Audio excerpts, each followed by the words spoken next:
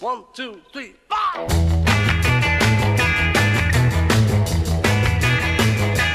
Olha, eu acho assim, não é exagero nenhum que eu, você e todo mundo, pelo menos o mundo ocidental, vamos dizer assim, não seria como é hoje sem a existência dos Beatles. Parece um pouco pretensioso dizer isso, mas é verdade, né? Quando o John Lennon disse somos mais famosos que Jesus Cristo, ele estava exercendo todo aquele cinismo, né?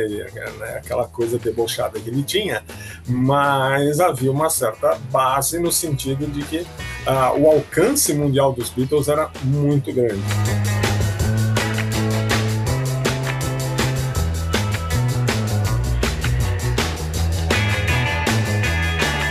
O episódio de hoje é dedicado à primeira banda de rock a conseguir projeção mundial na história. E quem vem contar um pouco mais sobre esse fenômeno é o jornalista Thales de Menezes. Na conversa, Thales se debruça sobre a trajetória curta, mas estrondosa da banda, comenta sobre as razões que tornaram o sucesso dos Beatles duradouro, atravessando gerações, e traz à tona ainda brincadeiras sobre a rivalidade entre a banda e os Rolling Stones. Da sua criação até a sua dissolução, acompanhe de perto as histórias dos Beatles agora.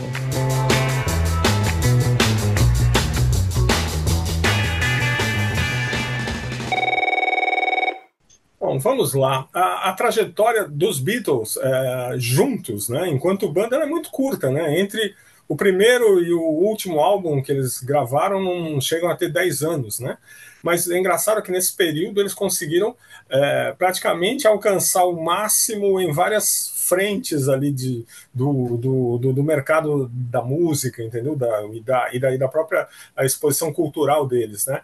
Porque você vê, eles começaram um sucesso muito rápido, foi muito rápido mesmo, e uma coisa juvenil, né? Era a moçadinha que se interessou, né, pelos rocks ali, curtinhos, aquelas letras que eram só garoto perde a garota, garoto recupera a garota, não saía muito disso.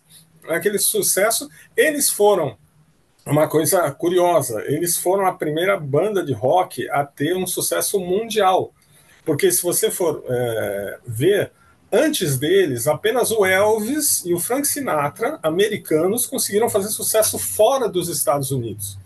As bandas americanas só faziam sucesso lá e as bandas inglesas só faziam sucesso dentro da Inglaterra. Os Beatles foram os primeiros a cruzar o Atlântico e não só isso, né, a alcançar o mundo inteiro, né? E aí a Beatlemania, ela foi global, aquela coisa toda, e eles foram, depois eles evoluíram as canções que eles faziam, deixaram de ser apenas canções sacudidas ali, né, de letras românticas, para fazer coisas mais complexas, e eles não apenas ganharam um público maior, talvez com certeza um público mais adulto, mas eles também fizeram o público inicial deles evoluir junto, entendeu? Eles evoluíram para uma música mais complexa e o público passou a gostar também dessa nova fase deles. E aí, novas fases, que eles foram o tempo todo se atualizando, mudando, né? Aí eles conseguiram discos muito mais importantes, né? Sem deixar de lado aquela primeira fase, porque eles são muito grandes para a gente desprezar aqueles discos mais de música mais simplória. Todos são importantes, têm o seu peso histórico, mas aí na segunda metade dos anos 60, eles começaram desde o Rubber Soul e depois o Revolver, né, na 65, 66, e aí veio o Sgt. Pepper's, que é o grande disco, o primeiro super disco da história do rock, um disco que quebrou todas as barreiras de gênero, né? Os Beatles passaram a fazer não só rock, eles começaram a fazer um pouco de tudo no Sgt. Pepper's. E no disco seguinte também, que é o álbum branco, né, o The Beatles, também eles pulverizaram todos os limites ali, entendeu? Eles começaram a usar de tudo para fazer música. Então foi uma coisa muito, muito revolucionária. Na parte final deles ali, 68, 69, 70, os discos são muito bonitos, né? Abbey Road, Larry B, tem canções maravilhosas, mas já não é tanto o disco de um grupo, entendeu? As diferenças deles começaram a aparecer Então, há aqueles momentos que são tranquilamente reconhecidos como músicas do John Lennon, essas são músicas do Paul, George, ali. Eles já estavam apontando caminhos diferentes que iriam levá-los à separação, né? E aí, quando veio a separação dos Beatles, aí o fenômeno simplesmente ensandeceu, porque eles estavam no auge. Na época, as discussões internas deles não estavam sendo vazadas para o público. Depois disso, depois da separação, anos depois, é que começou a se investigar e descobrir como eles já estavam tendo problemas de relacionamento 2 anos antes da separação oficial. Mas na época eles pareciam a banda mais feliz do mundo, a banda mais bem sucedida, aquela que acompanha a vida das pessoas por muito tempo. Então, na hora que veio a separação, foi um golpe terrível, mas também motivou muito mais a admiração, a adoração do público, né? Então, quando eles acabaram, talvez logo em seguida eles fossem até mais populares, entendeu? Por causa disso, por causa do choque da separação e aquela história que todo mundo ficou pensando, um dia talvez eles voltem, né? E blá, blá, blá. Então, eu acho que nesse período curto foi tudo muito intenso, né? E os números absurdos, sucesso no mundo inteiro. Enfim, é incrível como eles concentraram tanto sucesso num período tão curto.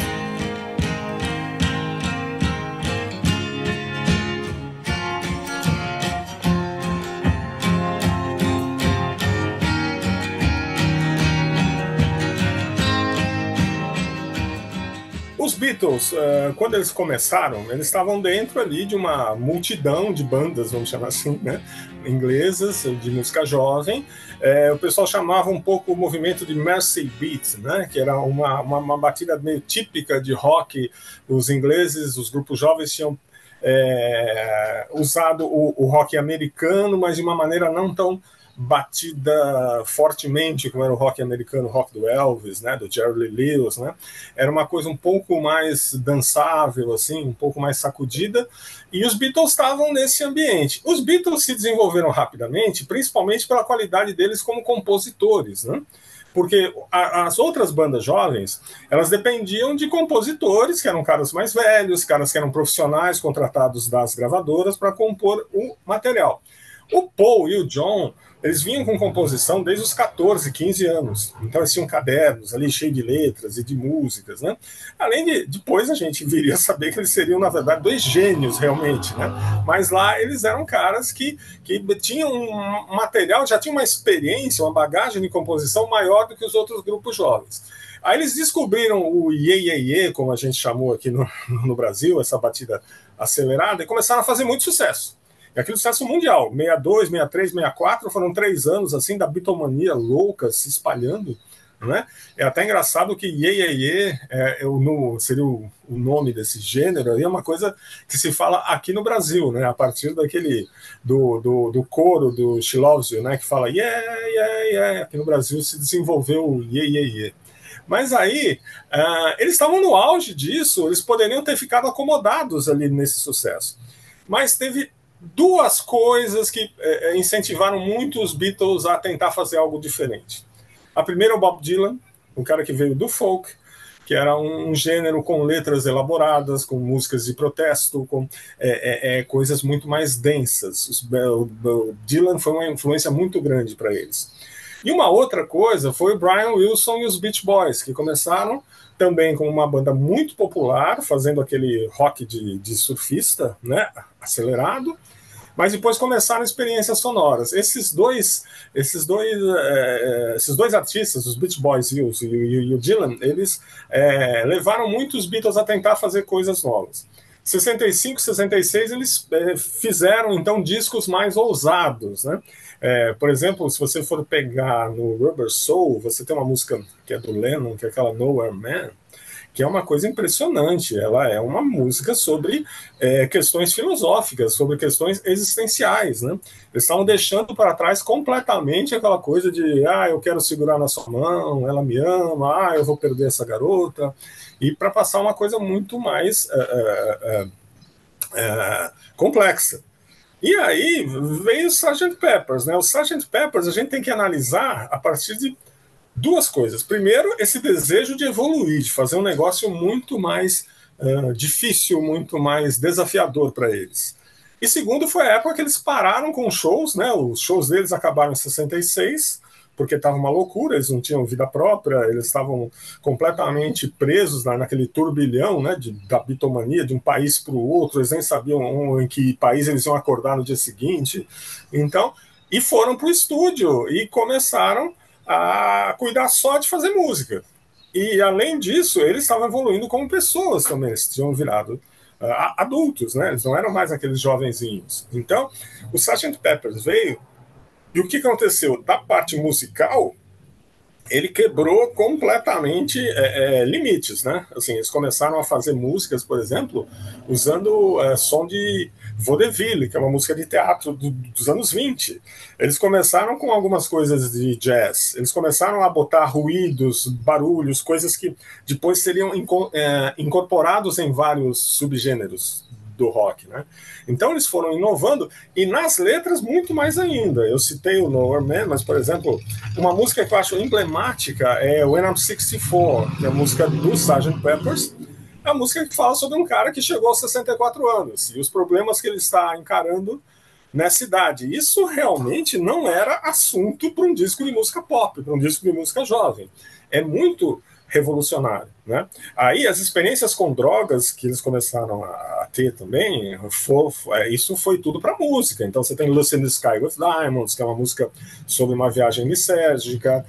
Você tem uma música, por exemplo, um álbum branco como Helter Skelter, que é uma música muito, muito misteriosa, que permite várias interpretações, entendeu?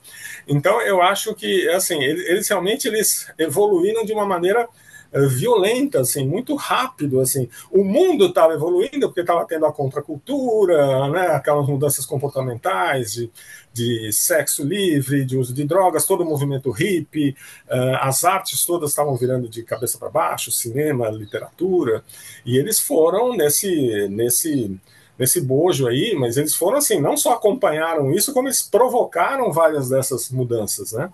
Então, essa evolução dos Beatles, a grandeza dos Beatles vem muito dessa evolução, tanto musical, temática e um pouco comportamental também, né?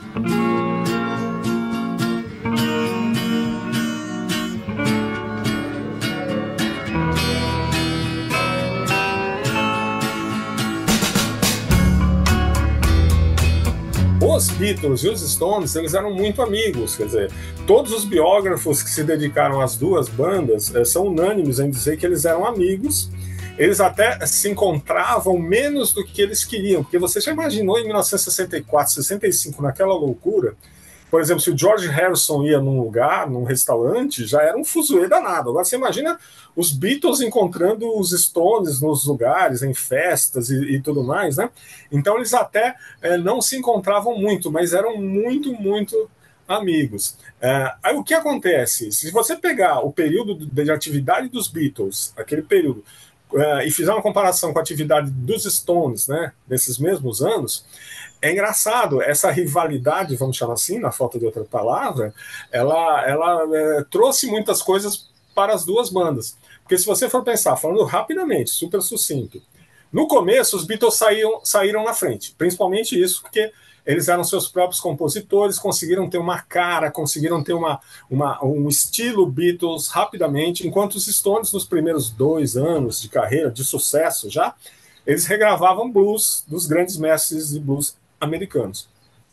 Tanto é que em 1964 os Stones estavam na dúvida de qual seria o próximo single deles. Eles gravaram uma música de Lennon e McCartney, que é I Am Your Man, I Wanna Be Your Man. Então eles foram, na verdade, os Stones procuraram os Beatles para ter um single forte para lançar. Então isso prova tanto a amizade deles, como também como os Beatles já estavam num patamar adiante deles. Agora, o que aconteceu?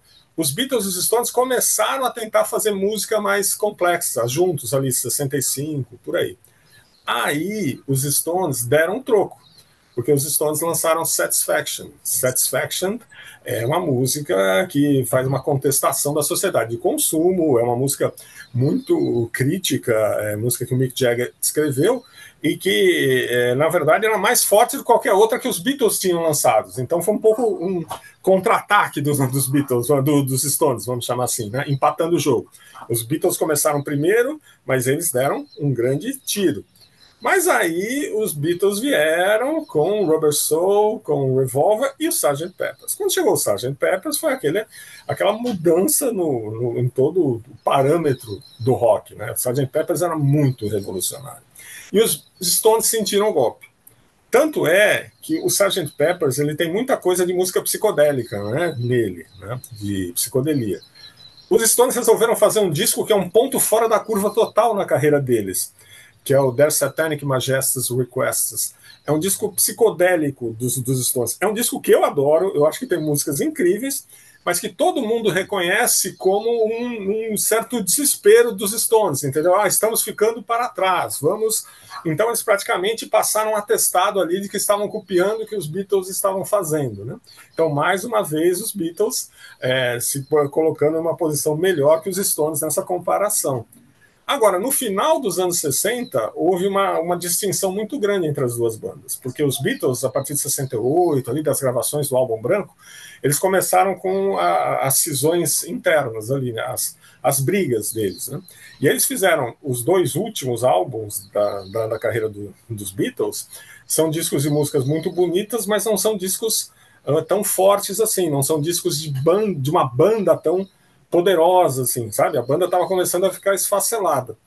Ao contrário disso, os Stones fizeram, mesmo a partir de um momento tumultuado, quando o Brian Jones saiu da banda por problemas psicológicos, físicos, dependência de droga, ele foi mandado embora dos Stones. Mesmo assim, os Stones iniciaram uma sequência de 4 discos que são os 4 maiores álbuns que os Stones fizeram na vida: Banquete dos Mendigos, Let It Bleed, Sticky Fingers e Exile on Main Street. Na sequência, são os 4 melhores discos dos Stones feitos entre 68 e 72. Então, também naquele período, os Beatles se separando e os Stones se consolidando como uma baita banda, uma banda capaz de fazer discos incríveis. Então você vê que nesse período eles um foi acompanhando o outro, né? Cada um teve o seu momento de predominância, né? E eu acho que realmente, quer dizer, um foi muito importante para o outro. Os Stones não seriam como eles são hoje sem os Beatles e vice-versa.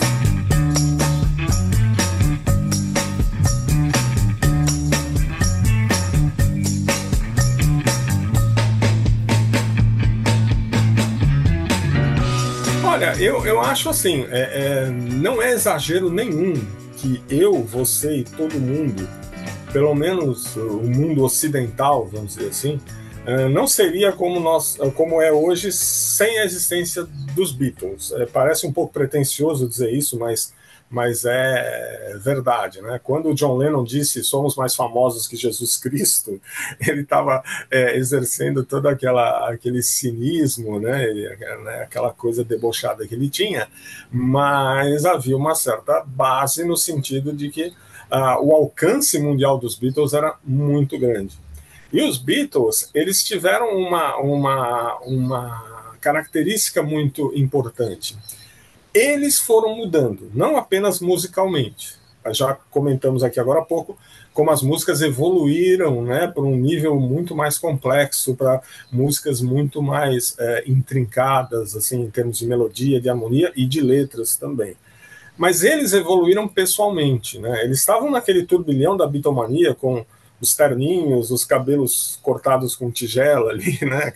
Aquela coisa toda. E de uma hora para outra, eles não, temos nossa identidade, estamos virando adultos, vamos passar para um outro patamar. E cada um deles tinha interesses diferentes, né? E eles foram juntando, né, esses interesses num perfil muito mais amplo, né? Então, eles começaram a criar moda, quer dizer, as roupas dos Beatles, qualquer foto que saiu dos Beatles com uma determinada roupa, era a moçada ia toda atrás para querer se vestir igual a eles, o cabelo foi ficando cada vez mais comprido, Hoje em dia, 60 anos depois, é muito difícil a gente entender essa história do cabelo comprido.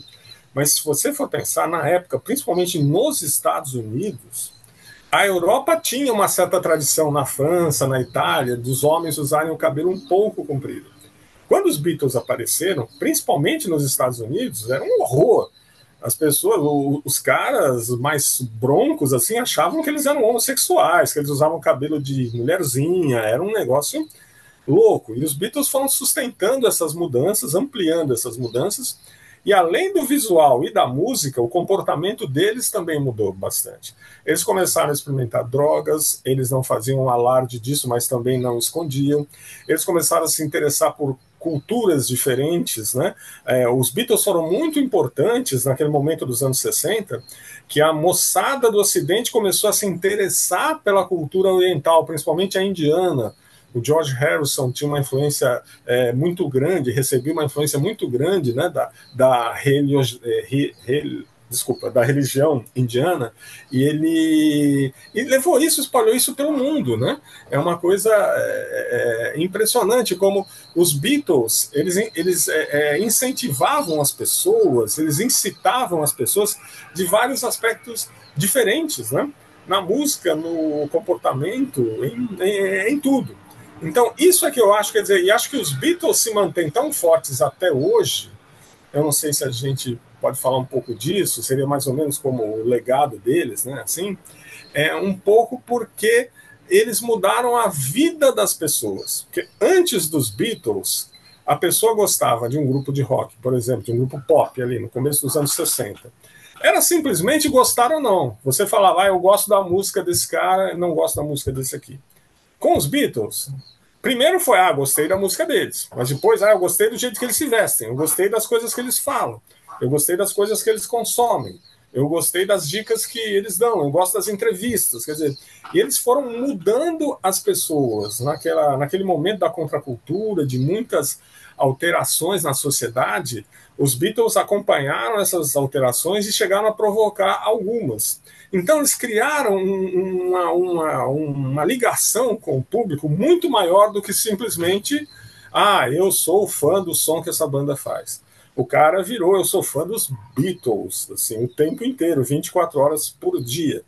Com isso, você tem um efeito que você sente até hoje. Você vai nos shows do Paul McCartney, por exemplo, e você tem muito pai com filho. O cara gostou tanto dos Beatles, os Beatles foram tão importantes para a vida dele, que ele quer passar isso para os filhos. Então, agora, que são 60 anos depois, os shows do Paul, você vê muito pai com filho, você vê também avô, pai e filho. Vai passando de uma geração a outra. Os pais querem que os filhos tenham o mesmo entusiasmo, a mesma admiração que eles tinham pelos Beatles. Acho que isso é um diferencial muito grande dos Beatles com todas as outras bandas, até com grandes bandas como Stones, Led Zeppelin, por exemplo, não. Só os Beatles acho que tem essa ligação afetiva tão forte, sabe? Tá na alma das pessoas, na alma dos admiradores.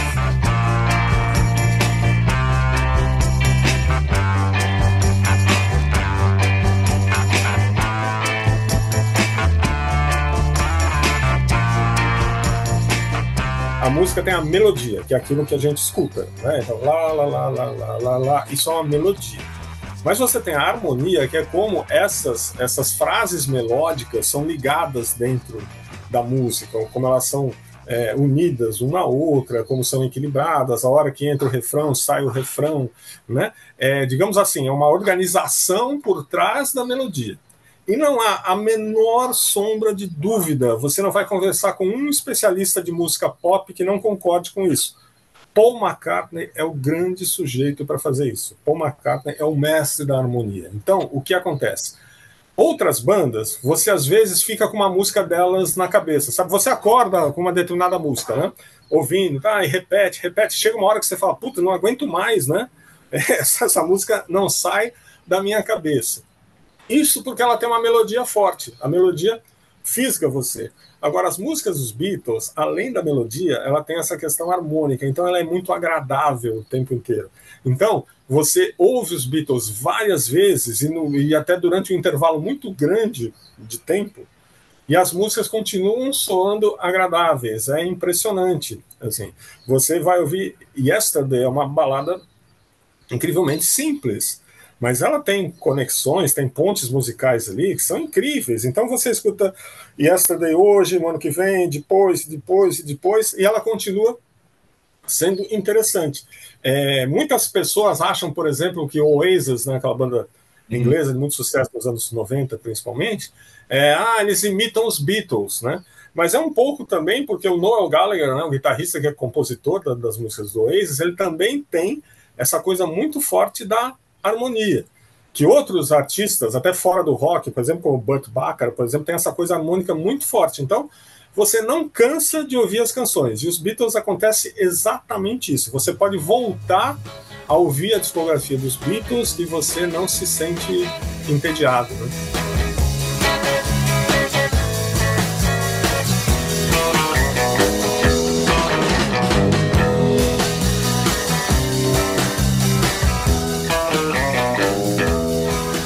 Desde o início, os Beatles tinham alguma divisão de tarefas, vamos chamar assim, no sentido de que John Lennon gostava de fazer música de uma maneira, e Paul McCartney de uma maneira um pouco diferente, né?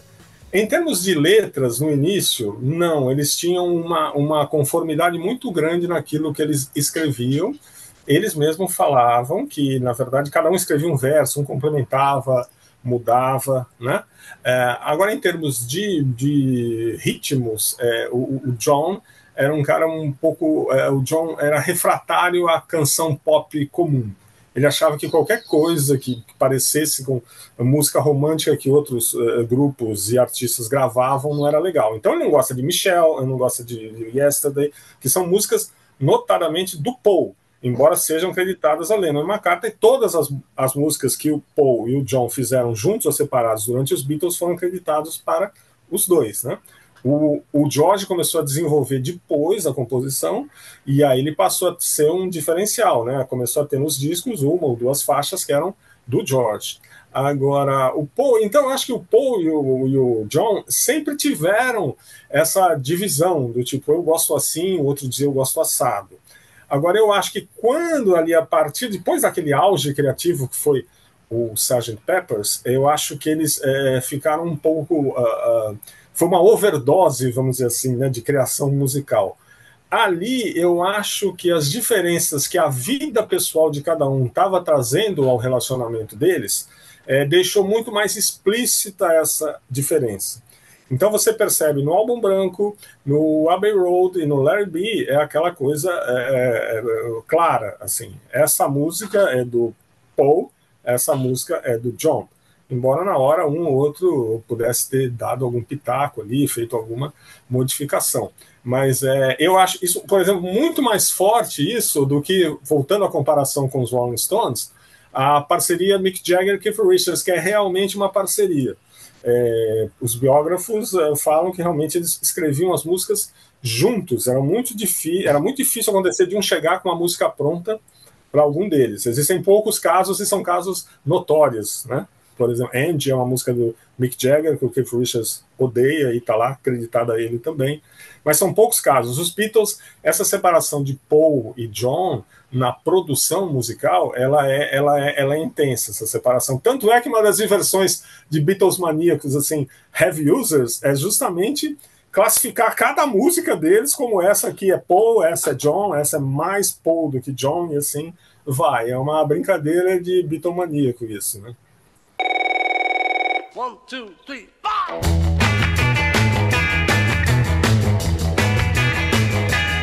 Fã de Beatles? O Curta On, maior streaming de documentários do Brasil, tem um filme especial para você.